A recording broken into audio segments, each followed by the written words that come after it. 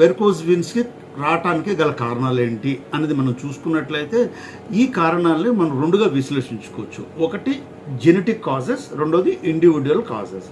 Genetic causes అంటే జన్యుపరమైనటువంటి లోపాల వల్ల వచ్చేటువంటి వెరికోజ్ వెయిన్స్, అంటే తల్లిదండ్రుల్లో కానీ లేదా మేనమామ మేనత్త వీళ్ళలో కనుక వెరికోజ్ వెయిన్స్ ఉండి జీన్ లోపం ఉంటే అదే జీన్ కనుక సంతతిలో కనుక సంక్రమించినట్లయితే పిల్లల్లో కూడా వెరికోజ్ వెయిన్స్ రావడానికి అవకాశం ఉంటుంది.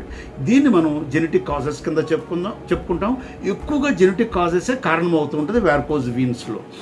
ఇందులోనే ఈ జెనెటిక్ కాజెస్ హెడ్డింగ్లోనే ఇంకొక కాజ్ కూడా ఉంది. దాన్ని హైపర్ హోమోసిస్టినీమియా అంటారు.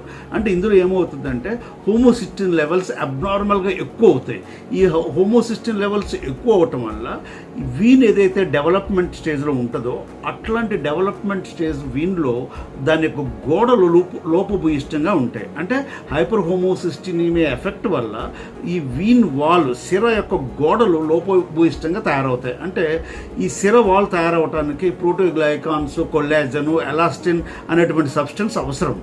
కానీ ఈ హైపర్ హోమోసిస్టినేమి ఉండటం వల్ల ఈ సబ్స్టెన్స్ అనేవి బాగా ఇన్హిబిట్ చేయబడతాయి. దానివల్ల ఈ సిర అనేది లోపభూయిష్టంగా తయారయ్యి అబ్నార్మల్గా ఉబ్బిపోతుంది. దానివల్ల ఏమవుతుందంటే లోపల ఉన్నటువంటి వాల్వ్స్ యొక్క అప్రాక్సిమేషన్ పోయి ఉబ్బోవటం వల్ల వెరికోజ్ వెయిన్స్కి, వీనస్ స్టేసిస్కి కారణం అవుతుంది.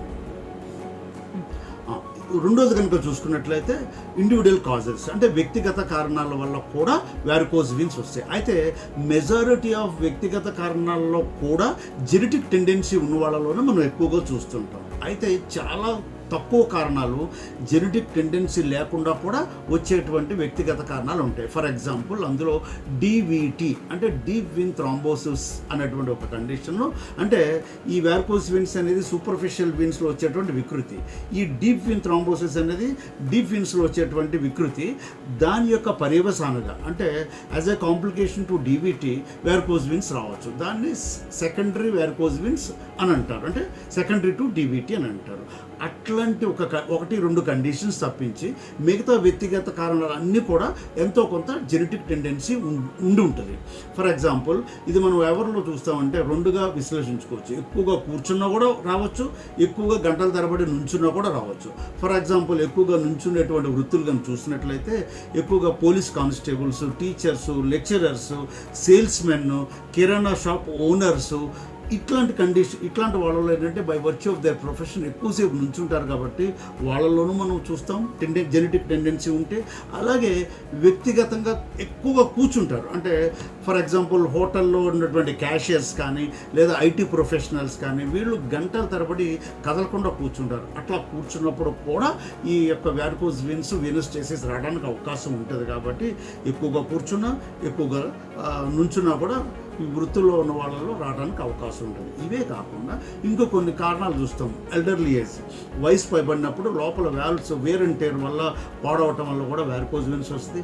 ప్రెగ్నెన్సీ అంటే బర్డన్ ఆఫ్ ప్రెగ్నెన్సీ ఉండటం వల్ల ఎక్కువగా గర్భస్థ శిశువు పెరుగుతూ ఉన్నప్పుడు ఆ బరువు ఈ సిర మీద ఒత్తిడి పడి దానివల్ల ఈ వీనస్ డ్రైనేజ్ అనేది కొంత అంతరాయం రావడానికి అవకాశం ఉంటుంది. కాబట్టి అప్పుడు కూడా వెరికోజ్ వెయిన్స్ ఫ్లేరప్ అవడానికి అవకాశం ఉంటుంది. అంటే వాళ్ళలో ఆ టెండెన్సీ ఉంటే ఆ ప్రెగ్నెన్సీ టైంలో ఎక్కువగా ఫ్లేరప్ అవడానికి అవకాశం ఉంటుంది.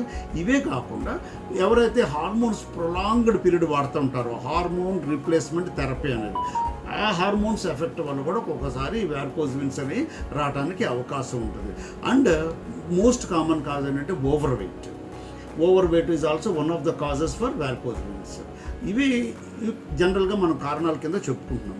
అయితే ఇది పురుషుల్లో కంటే కూడా స్త్రీలలో ఎక్కువగా మనం చూస్తూ ఉంటాం జనరల్గా, ఇన్ జనరల్.